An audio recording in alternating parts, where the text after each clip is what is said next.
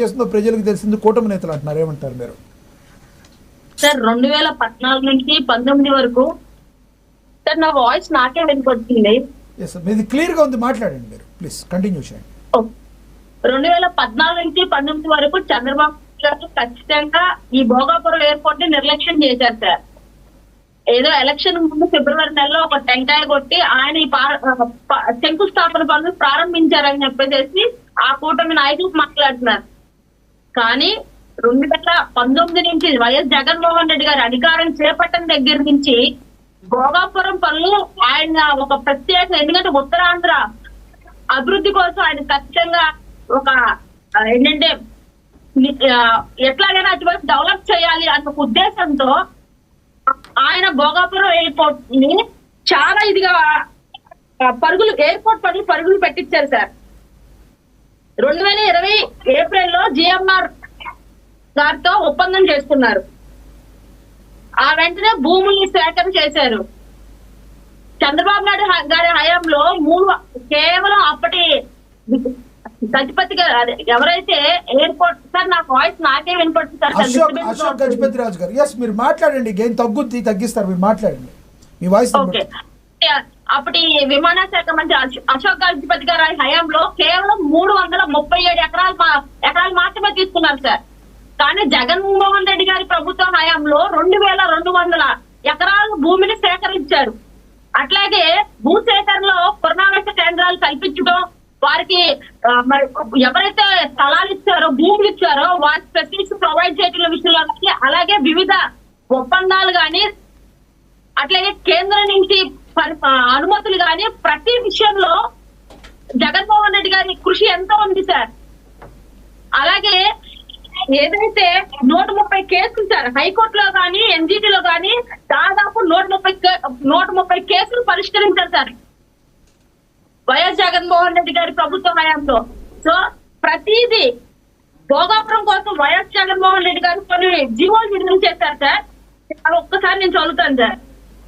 30/3/2020 2203 విస్తరణ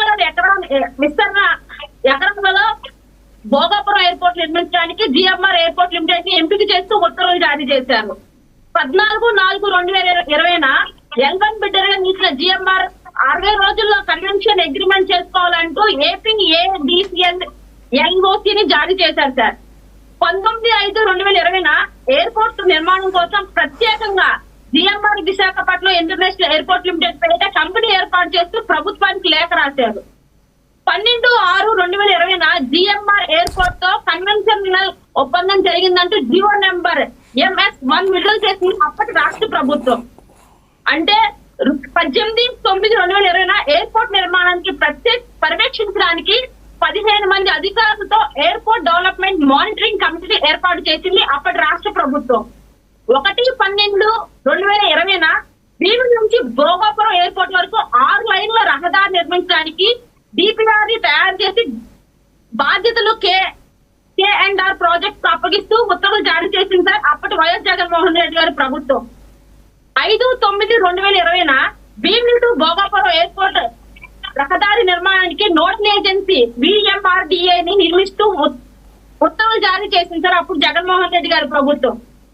30/1/2022 ఒప్పంద ప్రకారం మౌలిక వసతుల కల్పనకు 134.55 కోట్లు విడుదల చేస్తూ జీవో జారీ చేసింది సార్ అప్పుడు జగన్మోహన్ రెడ్డి గారి ప్రభుత్వం. 3/5/2023 భోగాపురం ఎయిర్పోర్ట్ కు శంకుస్థాపన మళ్ళీ జగన్మోహన్ రెడ్డి గారు ఎంతో వచ్చి మళ్ళీ శంకుస్థాపన చేశారు. టీడీపీ వంశీకృష్ణ గారు నవ్వుతున్నారు మీరు మాట్లాడుతుంటే. అయితే ఏదైతే మీరు చెప్తున్నారో జగన్మోహన్ రెడ్డి గారు పలు టైంలో పలు రకాలుగా స్పందించారు. అదే మీకు ఈ రోజున ప్రజల నుంచి వ్యతిరేకత వస్తుంది, దీనిలో మీకు క్రెడిట్ లేకుండా పోతుందని మీరు అనుకుంటారు. అసలు జగన్మోహన్ రెడ్డి గారి బయట ఒకటి ప్లే అవుతుంది, చూద్దాం.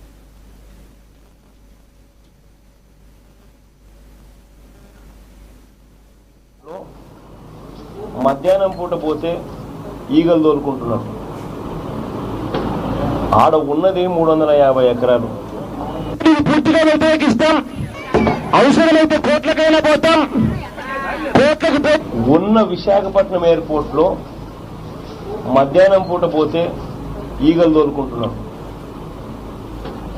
ఆడ ఉన్నది 350 ఎకరాలు. సరే, ఆ 350 ఎకరాలకు ఇంకా అక్కడే ఇంకా చాలా భూమి ఉంది. ఆ భూమి సరిపోతుందా సరిపోదా అన్నది ఫస్ట్ అధ్యయనం చేయండి. సరిపోదు, కనీసం అక్కడ 1000 ఎకరాలు కూడా లేదు కాబట్టి ఖచ్చితంగా వేరే చోటికి పోవాలి అన్న ఆలోచన ఏదైనా ఉన్నప్పుడు అసలు ఫస్ట్ ఎన్ని ఎకరాలు ఉంది అక్కడ? 1283 ఎకరాల్లో చెన్నై ఇంటర్నేషనల్ ఎయిర్పోర్ట్ నడుస్తూ ఉంది. 800 ఎకరాల్లో కొచ్చి ఇంటర్నేషనల్ ఎయిర్పోర్ట్ నడుస్తూ ఉంది. మరి ఇటువంటప్పుడు విశాఖపట్నం ఎయిర్పోర్టు ఎన్ని ఎకరాలు ఉంది, అది సరిపోతుందా సరిపోదా అన్నది ఫస్ట్ అధ్యయనం చేసి అక్కడే నిజంగానే 1000 ఎకరాలు ఉంటే వేరే చోటుకి ఎందుకు పోవాలి? ఇంటర్నేషనల్ ఎయిర్పోర్టుకు కొచ్చి ఇంటర్నేషనల్ ఎయిర్పోర్టు 800 ఎకరాలతో నడుస్తూ ఉన్నప్పుడు, చెన్నై ఇంటర్నేషనల్ ఎయిర్పోర్ట్ 1283 ఎకరాలతో నడుస్తూ ఉన్నప్పుడు ఇది ఏ రకంగా న్యాయం? ఉన్న విశాఖపట్నం ఎయిర్పోర్ట్ను బాగా ఉన్నదాన్ని వదిలేసి వేరే చోటికి పోయి ఎయిర్పోర్ట్ పేరిట అక్వైర్ చేయాలి అని చెప్పి దిక్కుమాలిన ఆలోచనలు చేయడం, రైతులు కడుపు కొట్టడం నిజంగా ఎంత మటుకు ధర్మం అని అడుగుతా ఉన్నా. భోగాపురం అనేది రైట్ అంటే గతంలో భోగాపురం ఎయిర్పోర్ట్కి వ్యతిరేకంగా అసలు ఇక్కడ వేస్ట్ అన్నట్టుగా కూడా ఆయన మాట్లాడారు. తర్వాత మళ్ళీ ఆయన మాట్లాడటాన్ని ఇప్పుడు 2 నాలుకల ధోరణంగా కూటమి నేతలు అభివర్ణిస్తున్నారు. ఏమంటారు మీరు? సార్, ఆయన ప్రతిపక్ష నేతలుగా ఉన్నప్పుడు విజువల్ మాత్రమే మీరు ప్లే చేశారు. ఆయన అధికారంగా వచ్చిన తర్వాత 2023లో భోగాపురం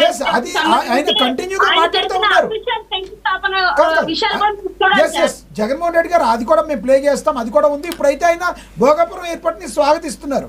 అయితే గతంలో ఎందుకు అలా మాట్లాడారని అడుగుతున్నాం. సార్, అప్పుడు ఏదైతే ఎలక్షన్ ముందు చంద్రబాబు నాయుడు గారు హడావుడిగా శంకుస్థాపన చేశారో అక్కడ భూమిని ఇచ్చే రైతులు వేదన చూసి ఆయన మాట్లాడుతున్నారు అప్పుడు ప్రతిపక్ష నేతగా.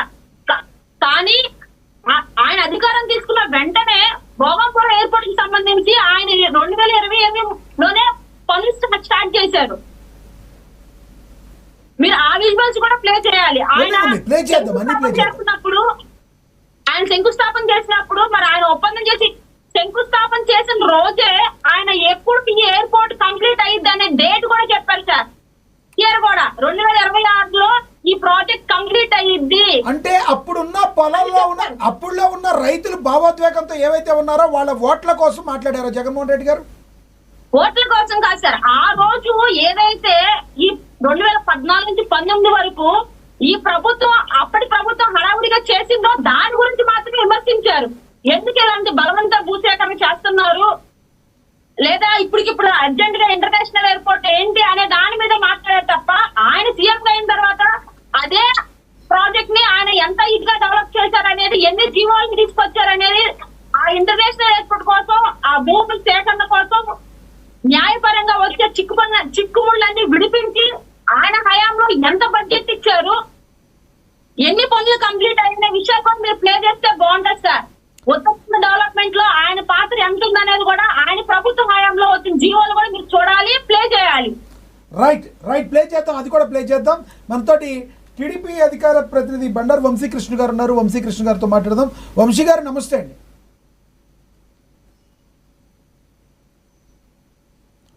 వంశీ గారు నా వాయిస్ వినబడుతుందా?